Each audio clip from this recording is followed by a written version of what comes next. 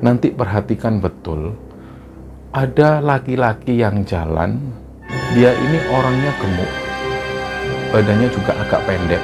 Beliau nanti jalan, sarungnya itu dikerudungkan di kepala, dan di tangan sebelah kiri dia bawa obor. Perhatikan betul, itulah pembunuhnya.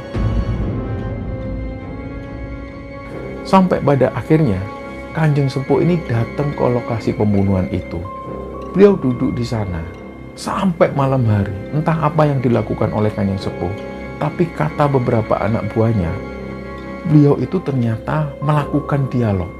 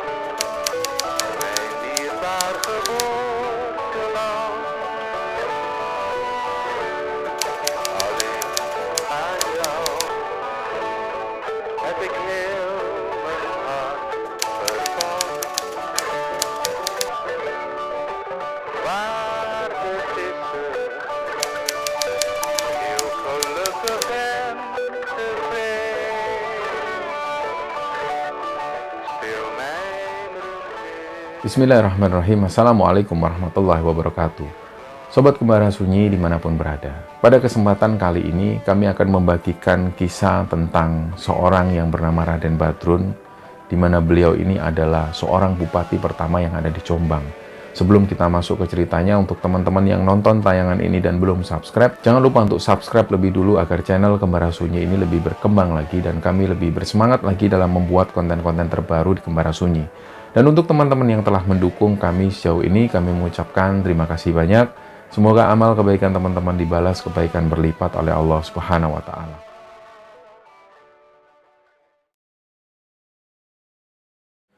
Kisah yang akan kami ceritakan di episode kali ini, teman-teman, ceritanya pernah terjadi di Jombang di sekitaran tahun 1912 sampai 1930. Di mana waktu itu Jombang ini baru pertama kali dipimpin oleh seorang bupati yang biasa dipanggil dengan panggilan Kanjeng Sepuh. Kanjeng Sepuh ini nama aslinya adalah Raden Badrun.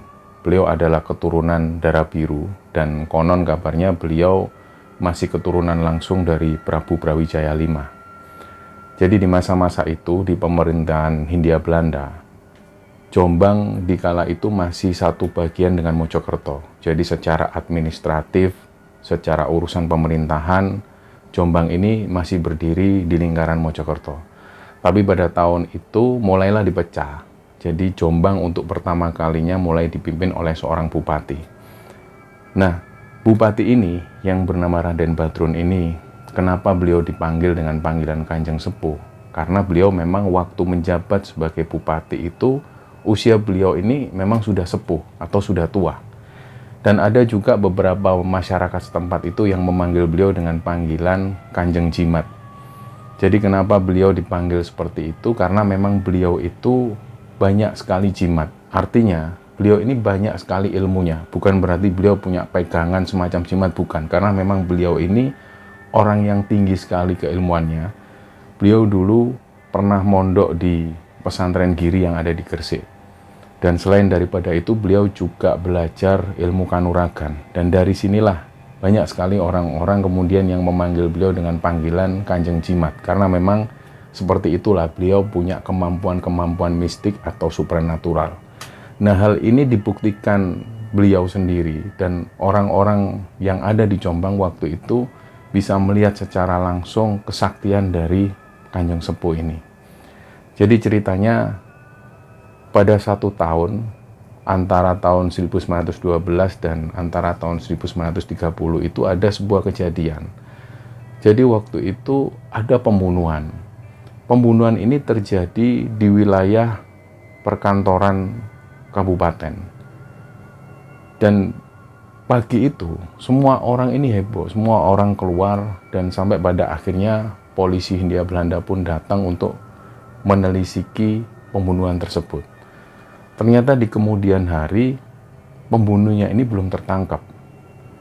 Nah, keesokan harinya Kanjeng Sepuh ini ngomong ke para anak buahnya yang ada di kantor. Beliau bilang, "Sesuk kowe ning ngarep kamarku ya kabeh. Kowe engko tak kei wejangan."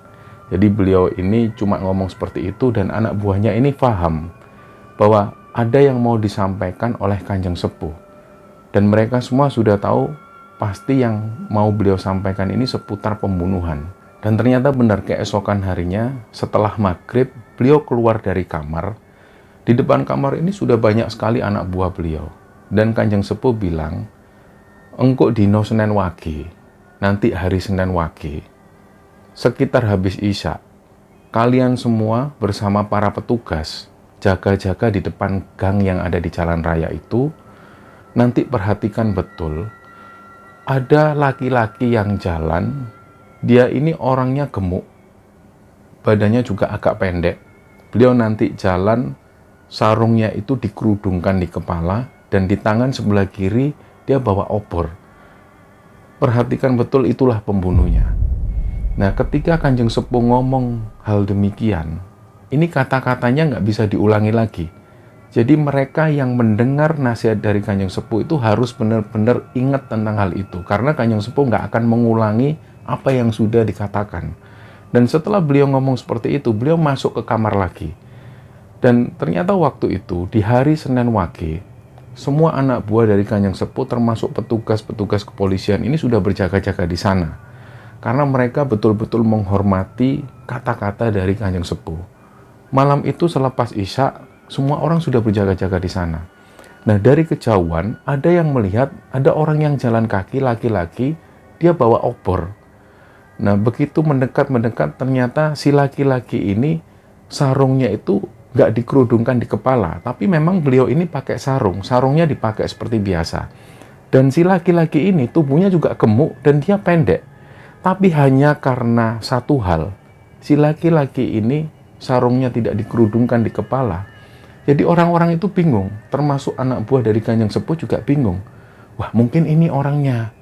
Oh enggak, kata Kanjeng Sepuh, sarungnya itu dikerudungkan di kepala.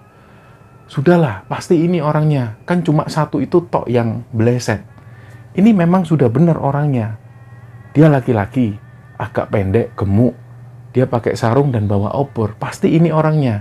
Tapi ada satu anak buah Kanjeng Sepuh itu yang masih nggak serak. Bukan ini. Karena kata-kata Kanjeng Sepuh itu detail banget. Sarungnya itu dikerudungkan. Sampai benar-benar orang ini sudah lewat. Dan nggak diperiksa waktu itu. Akhirnya orang ini pun diabaikan. Beberapa menit kemudian, sekitar 20 menit kemudian, datang lagi dari kejauhan kelihatan ada orang yang jalan bawa obor. Ternyata begitu mendekat, orang-orang yang ada di sana, anak buah Kanjeng Sepuh dan petugas-petugas kepolisian itu kaget. Karena laki-laki ini sarungnya dikerudungkan. Dia bawa obor, jalan, tapi yang membuat mereka merasa janggal. Karena si laki-laki ini perawakannya itu nggak gemuk dan dia nggak pendek, badannya kurus tinggi. Tapi mereka semua melihat orang ini bawa obor dan sarungnya itu dikerudungkan. Jadi mulailah di stop orang ini. Sebentar, kamu mau kemana? Mulai ditanya-tanya. Tapi lagi-lagi mereka akhirnya berdebat. Bukan ini, karena kata Kanjeng Sepuh, orangnya itu gemuk dan agak pendek. Pasti bukan ini. Nah, setelah melalui perdebatan, orang ini pun akhirnya dilepaskan. Mereka jalan lagi. Di situ mereka berjaga-jaga sampai kurang lebih di sekitar jam 8:30 malam. Jalan pelan dari arah kejauhan. Ada orang yang jalan ini bawa obor. Obor itu dibawa di tangan sebelah kiri. Dan sarungnya itu dikerudungkan. Semakin dekat, mereka semua melihat orang ini badannya agak gemuk dan ukuran tubuhnya itu pendek. Persis seperti yang dikatakan oleh Kanjeng Sepuh bahwa orang ini badannya gemuk, tubuhnya agak pendek, dan sarung itu dikerudungkan di kepala. Dan dia bawa obor, obor ini dibawa di tangan sebelah kiri. Persis seperti itu. Pada akhirnya orang ini pun diberhentikan. Ditanya-tanya lebih lanjut, dan karena waktu itu anak buah dari Kanjeng Sepuh ini sudah benar-benar nggak bisa menahan emosinya. Sampai pada akhirnya orang bertubuh gemuk itu ketakutan. Dan tanpa dia diminta, dia langsung mengaku, ampun pak, yo pak aku sing mateni. Dia pun akhirnya jujur. Dan ketika dia ngomong seperti itu, petugas kepolisian langsung menangkap si orang ini. Padahal waktu itu mereka bertanya-tanya. Padahal kita ini kan belum tanya apakah dia ini melakukan pembunuhan sebelumnya atau enggak. Tapi karena mungkin dia sudah ketakutan, dia jujur bahwa dialah yang melakukan pembunuhan itu. Nah, pada akhirnya setelah kejadian itu, nama Kanjeng Sepuh ini akhirnya semakin dikenal. Orang-orang semakin segan kepada Kanjeng Sepuh. Setiap kali ada sosok Kanjeng Sepuh ini yang berjalan di muka umum, orang-orang akan selalu menunduk. Karena beliau ini sangat karismatik sekali, apalagi beliau punya ilmu yang mumpuni. Nah, beberapa tahun kemudian, ada lagi kejadian pembunuhan. Nah, kejadian ini ada di sebuah desa. Kita nggak akan sebutkan nama desanya. Begitu ada pembunuhan ini, semua orang yang ada di sana gempar. Dan kabarnya, pembunuhan ini dilakukan lebih dari 2 orang. Karena banyak sekali korban yang berjatuhan di sana, dan menurut pihak kepolisian, pelakunya ini lebih dari 2 orang. Nah, setelah dilakukan investigasi dan penyelidikan secara menyeluruh, pada akhirnya pihak kepolisian dan pemerintah Hindia Belanda waktu itu kebingungan. Sampai hari itu mereka belum juga menemukan pembunuhnya. Akhirnya asisten residen pada waktu itu langsung menghubungi Kanjeng Sepuh. Beliau bilang bahwa ada pembunuhan di satu desa, dan sampai hari itu pihak kepolisian ini belum menemukan siapa pembunuhnya. Nah, Kanjeng Sepuh cuman bilang, ya sudah, itu kejadiannya di mana? Di sana pak, kejadian ini ada di desa seberang. Ya wis ngene wae, gini aja. Kumpulkan semua warga yang ada di sana, terutama para laki-laki, kumpulkan di kantor Wedana. Nah, dulu masih ada Kawedanan atau kantor Wedana. Jadi Kawedanan itu statusnya di bawah kabupaten. Dulu masih ada di zaman pemerintahan Belanda, dan pada waktu itulah Kanjeng Sepuh ini bilang ke pihak kepolisian dan juga asisten residen waktu itu, semua orang penduduk desa yang ada di sana disuruh mengumpulkan di kantor Wedana. Akhirnya hari itu semua berkumpul di sana sesuai nasihat dari Kanjeng Sepuh. Dan pada saat semua orang sudah ngumpul di sana, pihak Kawedanan ini juga bingung, ini terus mau diapain orang-orang ini? Perintah Kanjeng Sepuh, orang-orang disuruh mengumpulkan di sini, terus harus diapain lagi? Nah, ada yang bilang, sudah pak, nunggu Kanjeng Sepuh aja, pasti beliau datang habis ini. Tapi beliau kan nggak bilang mau datang. Sudahlah pak, kalau beliau ngomong seperti ini, otomatis beliau bertanggung jawab. Saya yakin Kanjeng Sepuh pasti datang. Nah, ternyata benar, nggak sampai 10 menit, Kanjeng Sepuh ini datang. Beliau menggunakan kuda dan gerbang dibuka. Semua orang-orang melihat ke arah Kanjeng Sepuh. Dan pada saat Kanjeng Sepuh ini datang, beliau langsung berdiri di depan dan menyuruh mereka semua pulang. Akhirnya orang-orang yang ada di sana itu juga bingung, ini gimana Kanjeng Sepuh? Katanya disuruh mengumpulkan orang-orang. Begitu semua orang-orang sudah dikumpulkan di kantor Kawedanan, kok orang-orang ini disuruh pulang, terus ngapain kita ngumpulkan orang-orang? Jadi waktu itu ketika Kanjeng Sepuh nyuruh mereka bubar, nyuruh mereka untuk pulang lagi ke rumahnya, suasana itu menjadi hiruk pikuk. Ini gimana? Ternyata setelah semua sepi, semuanya sudah pulang, tinggal 3 orang laki-laki yang masih duduk di sana. Dan waktu itu asisten residen ini tanya, kalian ngapain nggak pulang? Mereka nggak bisa jawab. 3 orang ini cuma diem, nggak bisa ngomong apapun. Akhirnya Kanjeng Sepuh bilang, loh, kowe lapo kok sik neng kene? Kowe lak wis tak kongkon mule. Kalian ini ngapain masih di sini? Kalian kan sudah saya suruh pulang. Dan mereka ini masih diem. Akhirnya mereka pun dibantu berdiri oleh orang-orang yang ada di sana, mereka tetap nggak bisa berdiri. Jadi mereka itu benar-benar kaku.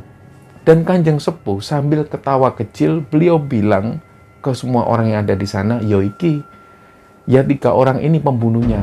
Mereka sudah nggak bisa pulang. Sudah, kamu bawa ke kantor." Setelah itu Kanjeng Sepuh pun pulang. Ternyata dari situ 3 orang ini yang waktu itu nggak bisa berdiri ini, mereka menangis jadi-jadinya di situ. Dan dari situ mereka mengakui perbuatannya, bahwa pembunuhan yang terjadi beberapa waktu lalu ini adalah ulah mereka, 3 orang itu. Awalnya mereka itu rebutan lahan dan sampai melakukan pertikaian yang ada di sana dan sampai ada yang terbunuh. Jadi dari situlah kemudian nama Kanjeng Sepuh ini semakin dikenal oleh banyak orang, gak hanya di daerah Jombang. Dan pada tahun-tahun selanjutnya, pada waktu itu ada sebuah bencana. Nah, bencana ini adalah bencana banjir, di mana waktu itu sungai yang ada di Brantas ini, sungainya meluap, airnya meluap dan sampai masuk ke lahan pertanian. Membuat lahan pertanian yang ada di sana ini penuh air semua, sampai pada akhirnya mereka nggak bisa panen. Dan melihat kejadian ini, mereka juga bingung mereka harus gimana. Karena hal ini juga baru mereka alami. Dan waktu itu ada orang yang menyarankan supaya para petani-petani ini berkunjung ke rumah Kanjeng Sepuh. Istilahnya mereka curhat lah masalahnya itu. Akhirnya pada malam itu semua petani ini berkumpul dan menuju ke rumah Kanjeng Sepuh. Disinilah mereka semua cerita bahwa pada waktu itu mereka nggak bisa panen karena air yang ada di Sungai Brantas ini meluap. Nah, Kanjeng Sepuh cuma bilang, "Ya wis, ra usah gelo, kalian nggak usah khawatir, nggak usah kecewa. Ini semua adalah keputusannya Allah. Jadi ini semua adalah takdir Allah. Wis ngono iku duduk rezekimu. Coba sesuk aku tak dolan nang Brantas." Jadi beliau bilang bahwa besok beliau akan menuju ke Sungai Brantas. Nah, keesokan paginya Kanjeng Sepuh menuju ke Sungai Brantas dan waktu itu banyak sekali saksi yang menyaksikan kejadian itu. Yang dilakukan oleh Kanjeng Sepuh, beliau ini berdoa. Beliau berdoa meminta izin kepada Allah dan kemudian beliau ini berdialog dengan Sungai Brantas. Intinya, waktu itu beliau meminta kepada Sungai Brantas supaya Sungai Brantas ini jangan lagi melewati lahan-lahan pertanian yang ada di Jombang. Jadi beliau itu bicara seperti dengan makhluk lain. Beliau yakin bahwa sungai ini juga makhluk Allah dan beliau juga bisa diajak untuk berkomunikasi. Dan dari situlah setelah Kanjeng Sepuh ini berdialog dengan Sungai Brantas, pada akhirnya air yang meluap tadi ini nggak jadi meluap. Air ini kembali ke asalnya dan menuju ke hulu yang lain. Nah, dari situlah orang-orang itu semakin takjub kepada Kanjeng Sepuh. Dan beberapa tahun kemudian, ada satu kasus pembunuhan lagi. Tiba-tiba waktu itu ada seorang petani yang mau menuju ke ladangnya. Jadi beliau ini melewati ladang-ladang pisang. Beliau itu mencium bau busuk. Baunya ini benar-benar busuk.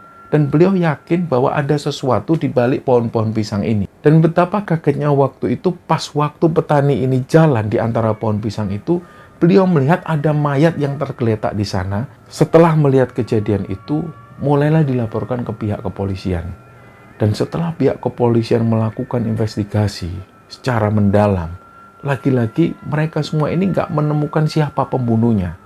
Sampai pada akhirnya, Kanjeng Sepuh ini datang ke lokasi pembunuhan itu.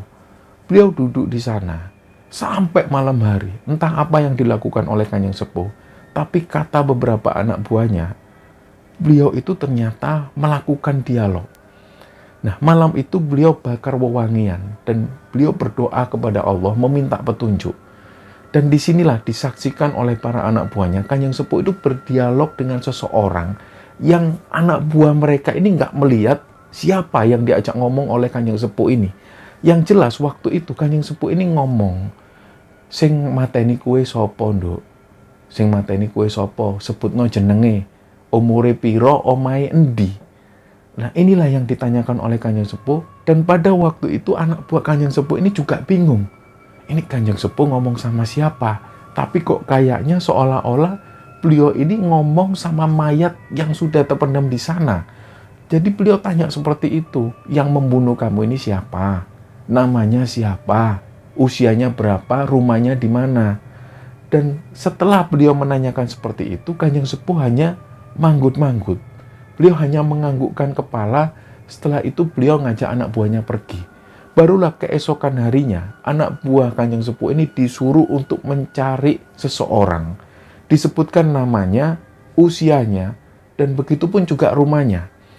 Setelah dihampiri di rumahnya, ditanya-tanya lebih lanjut, barulah orang ini mengaku bahwa yang melakukan pembunuhan terhadap perempuan ini adalah dia. Tapi yang membuat dia heran, kenapa kok sampai orang-orang ini tahu bahwa dia pembunuhnya? Padahal dia lakukan pembunuhan itu secara rapi. Dan singkat cerita, sampai tahun 1930, pada akhirnya Kanjeng Sepuh ini pun tidak lagi menjabat sebagai seorang bupati.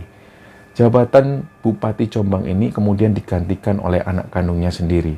Dan sampai pada akhirnya, di tahun 1946, beliau pun meninggal. Nah, inilah sepenggal cerita dari seseorang yang bernama Raden Badrun, atau biasa orang-orang memanggilnya dengan panggilan Kanjeng Sepuh. Seorang bupati pertama di Jombang, beliau dikenal dengan orang yang sangat tawaduk sekali dan sangat menjunjung tinggi nilai-nilai agama. Ini karena beliau dulunya pernah ngaji di pesantren yang ada di Giri, Gresik. Dan kenapa cerita ini kami ceritakan? Karena yang pertama, kita perlu mengambil ibro dari sosok Raden Badrun ini dan kita bisa ambil sisi-sisi positifnya, yaitu bagaimana ketika beliau mempunyai ilmu, beliau tidak sombong, tapi ilmunya digunakan untuk kemaslahatan umat, untuk kebaikan orang-orang yang ada di sekitarnya. Nah, semoga kisah ini bisa kita ambil hikmah dan bisa kita ambil kesimpulan di dalamnya. Mohon maaf kalau ada salah-salah kata. Wassalamualaikum warahmatullahi wabarakatuh.